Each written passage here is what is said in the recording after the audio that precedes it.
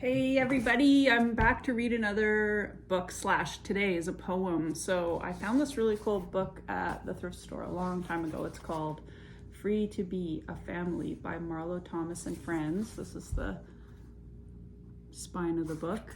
I lost the paper cover, but it's got tons of really great stories and poems in it. So if there's a way for you to find it, you might find something that you like in there. I'm going to read a poem today called Other People's Minds. Actually, I got to find it. The biggest problem is in other people's minds. It's called Words and Music by Haynie, illustrated by Taback. So there is obviously some sheet music that goes with it. And in this book, it's kind of cool because at the back it says, it shows you like the music so you can play along if you want. I'm not really sure the tune of this song, so I'm just going to read it.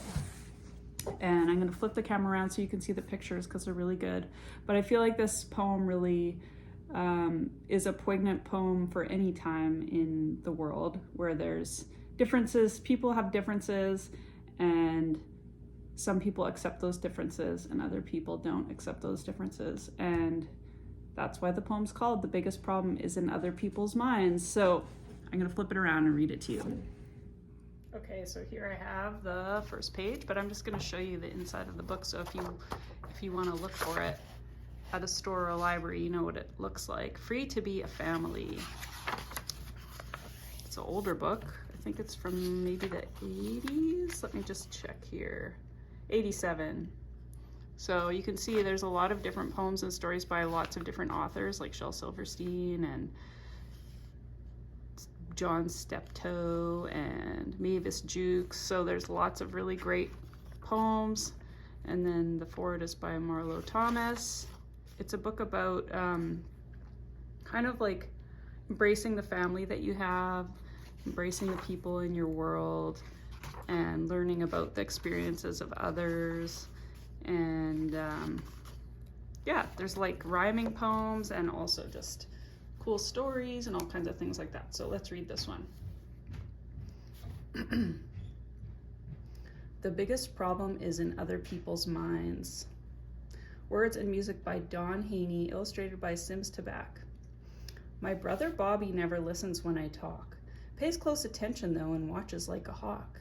Took some time for my hands to learn the signs, but now the two of us, we get along just fine.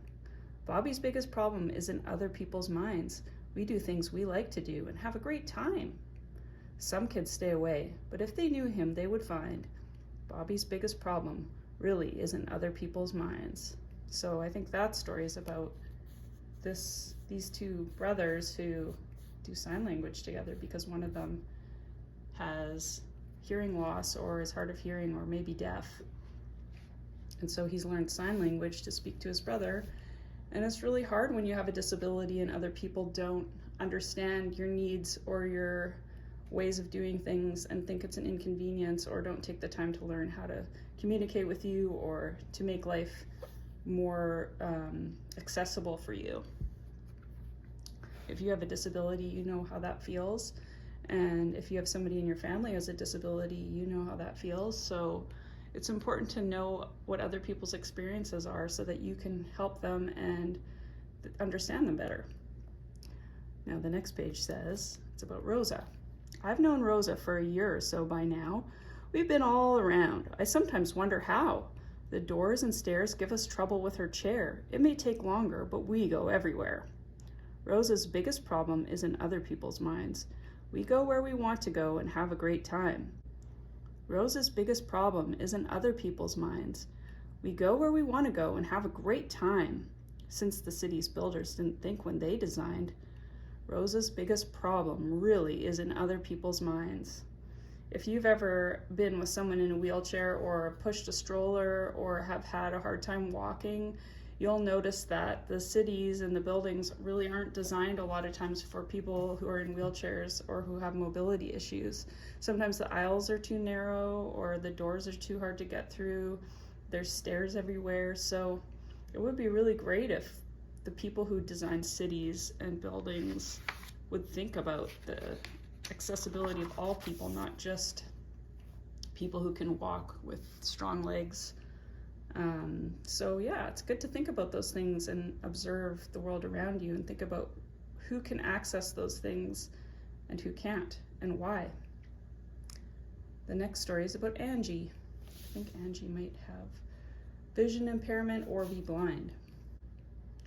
Angie reads to me the poetry she loves, hands brush the pages with the gentleness of doves, sings me a song from the piano clear and strong. She's never seen me, yet she's known me all along. Angie's biggest problem is in other people's minds. We go hiking, we go swimming in the summer sunshine. Anyone can see I'm lucky she's a friend of mine, and that Angie's biggest problem is in other people's minds. Sometimes the biggest problem is in other people's minds. Be exactly who you are and you'll do just fine. Things may look impossible, but try and you will find that the biggest problem really is in other people's. Someday we will change those people's minds. I really hope that happens. I hope that as time goes on, we can change people's minds. I'll flip the camera around. So that book is pretty powerful, I think.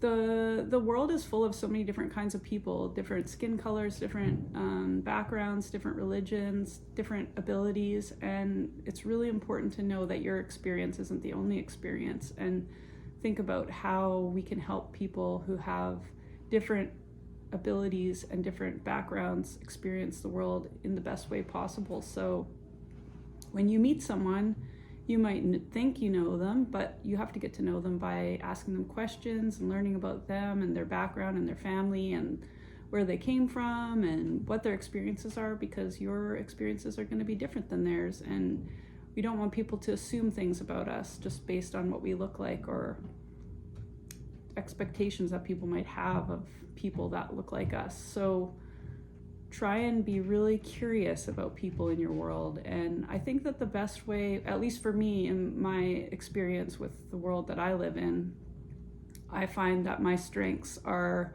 being kind and trying to understand other people, ask questions, and be loving. And that's one way that I try and change the world. And everybody has different ways that they feel powerful and that they feel like they can change the world. So you think about yourself, and just because somebody else does it one way doesn't mean that's the way that you change the world. Maybe your way of changing the world is being kind to animals or helping somebody when they need some help. And another person's way of changing the world is writing letters to people who are in power. And another person's way of changing the world is by teaching kids or by teaching adults as a second language, or, different ways, being a librarian, being a politician, being a teacher, being a kid, all the different ways you can be and change the world. So I hope this poem inspires you and helps you to think about the experiences of other people. See you next time.